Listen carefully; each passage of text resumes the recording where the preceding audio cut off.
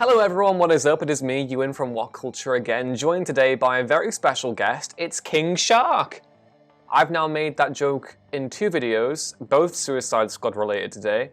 One that's this one, which is going to be about the Suicide Squad movie, and the other one is on the Suicide Squad Kill the Justice League game, which is over on What Culture Gaming, which you should go watch now because it's really entertaining, I think, and it's informative as well.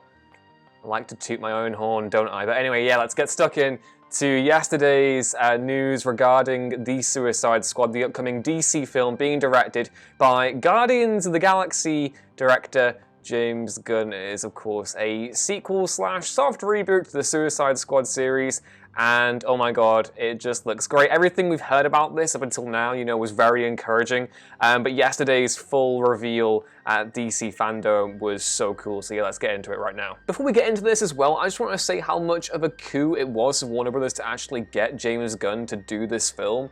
No one would have predicted he would have worked on a DC film back during the Guardians 2, days, so to see him actually working on a DC property is very exciting, and the main reason for that, I think, is because he just gets the characters. Suicide Squad, even though it is a, dark comic in the sense of dealing with some very dark individuals, it's always had a lightheartedness to it, inherent, I'm not going to say irreverentness, I don't even think irreverentness is a word, but it didn't have any irreverent qualities per se, but it has always been darkly comic at times, and he's someone who gets that dark comedy, whereas with, the 2016 Suicide Squad film, I've got to do the Jared Leto laugh because that's the only joke I have in my pipeline. Anyway, whereas the 2016 Suicide Squad film was very much of the, dark, edgy humor, they're all awful people.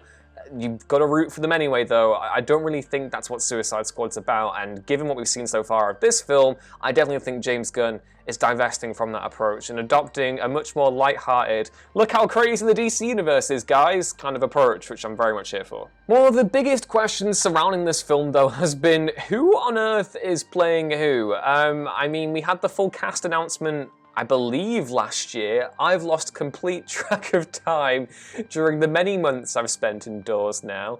But yeah, I feel as though that was last year or early this year. I can't remember. We've been waiting a long time, I can actually talk, to figure out who is playing who in this film. We've been hearing loads of speculation regarding Idris Elba's role. Loads of people thought he was playing Bronze Tiger, but aha! They are completely wrong. He's not playing Bronze Tiger. I have the full cast list here. It was very exciting. So in addition to Margot Robbie, Viola Davis, Jai Courtney, and Joel Kinnaman obviously reprising their roles as Harley Quinn, Amanda Waller, Captain Boomerang, and Rick Flag respectively, here are the new additions to the Suicide Squad. So let's get going.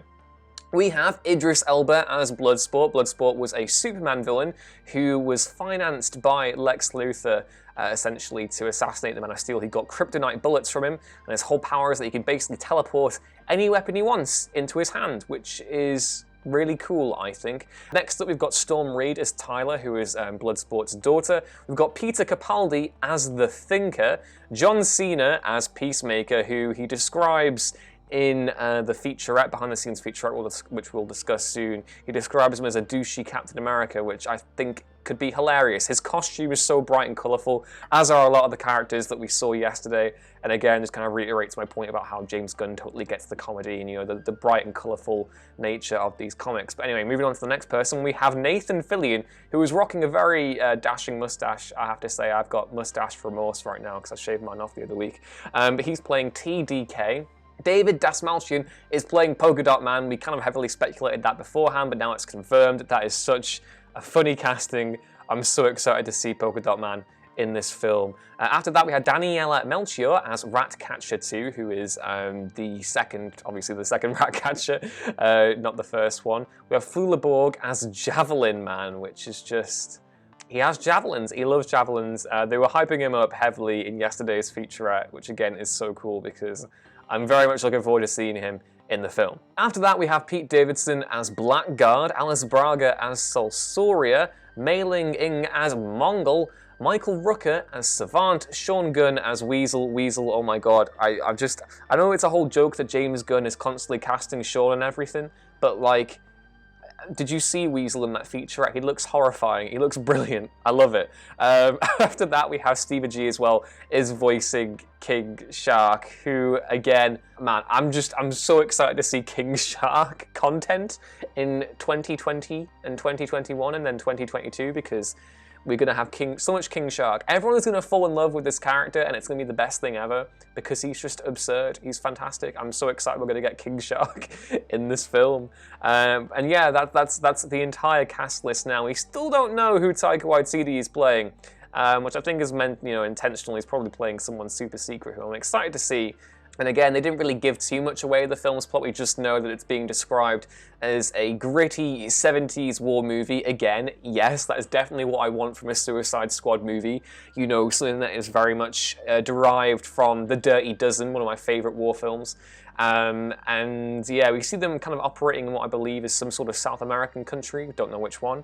But, James Gunn himself has said he's treating it as a continuation, not an adaptation or, any kind of thing like that, but a continuation of John Ostrander's original Suicide Squad run, which I now have to read. My big confession in this video is that I've never read the original Suicide Squad run, because I was always a Secret Six person.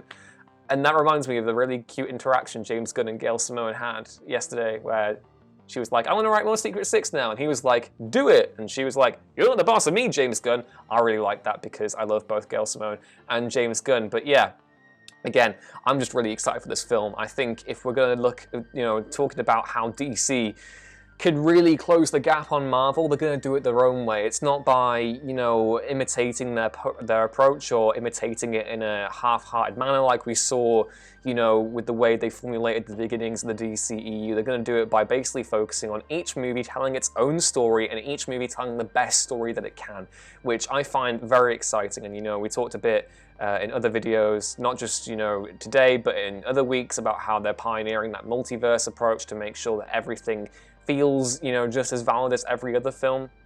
And it's exciting. It's an exciting time to just be a comic book fan. Apart from all the layoffs that happened to DC before this event, which is obviously very sad. And that was one of the things that really took the shine out of fandom going into it. And I do hope that AT&T and Time Warner really realize the strength of the actual comics side of things, especially given how, if we're going to talk about comics in purely just IP terms, which I don't want to, because comics should be able to stand as their own thing, because comics are great and you should all read them. But if you look at the MCU, most of the Marvel comics that have, most of the MCU films, they've really derived most of their stories from comics published over the last 20 years. And ensuring you have a healthy base here for DC Comics ensures that you'll continue to get, hopefully, fingers crossed, films like The Suicide Squad, which hopefully will be good, and also The Batman. But yeah, let me know what you thought of the Suicide Squad fandom panel down in the comments below. Oh, actually no, I completely forgot to mention Harley Quinn's outfit. Harley Quinn's outfit looks absolutely fantastic in this film. I loved her look in Birds of Prey, which is very much of the Harley's holiday look from Batman animated series, where she's just wearing mad civilian clothing. But I'm so glad to see that it looks as though they've taken a leaf out of Injustice 2's book with this outfit, with the way Harley Quinn was depicted there. Both this and the Suicide Squad game, actually. But yeah, to get an actual red and black Harley outfit, that is so cool. And again, just have to reiterate how strong the costume design is here. Everyone's costume pops, it's vibrant, it's colorful. It's what I want from a comic book movie. So yeah, that's really cool. I completely forgot to mention that, but that is definitely all of it. Also, the cast all look like they're having a great time, which is nice. But yeah, again, let me know what you think of all the Suicide Squad stuff down in the comments below, and please don't forget to like, share, and subscribe, and to head back on over to whatculture.com, because we'll keep on doing more Suicide Squad content in the weeks and months to come. As always, you can follow me on Twitter @EwanRuinsThings, and I will see you next time once I've done reading all of the Ostrander Suicide Squad, because I'm bad, I haven't read it. It's really bad, but anyway, that's it. I'm rambling. Bye.